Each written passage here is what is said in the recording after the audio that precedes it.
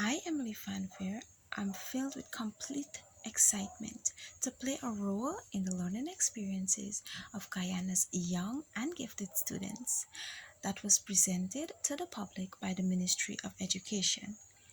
It has also been a desire of mine to see this important and regularly misunderstood group of Guyanese gain educational learning experiences that will put all the pupils to be challenged and encouraged and also thrust them into their desired ambitions.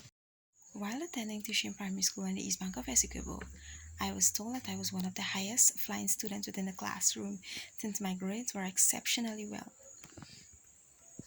However, I felt as if my abilities, my true abilities, were being cut off and were being placed at a particular limit. After writing the National Grade 6 examination, I was placed at Zeeburg Secondary School, where I was brought into a new environment where my limitations were being cut off.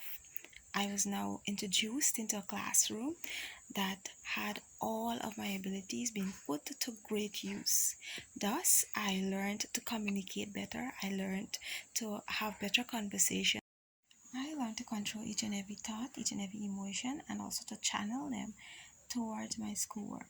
Thus, after spending 5 years at Zeework Secondary School, I successfully graduated as the first runner-up towards my CXC. Before leaving school, I would have came to a conclusion that each and every child can be able to learn within whatever environment it is if the child is being paid keen attention to, if the child's needs have been put first. However, for gifted students, their gifts have to be placed first. Their gifts have to be recognized and not put into a corner because it can lower the child's self-esteem like it did to me. I also learned many activities that can help and assist each and every gifted child that will make them or give them that extra boost in life, in the future life. Thus being said, I would be wonderfully grateful in applying for this position as a gifted student's teacher. When selected or when considered, I, Emily Fanfare, would be grateful in fulfilling each and every single one of the criteria and needs that these pupils or students so desire.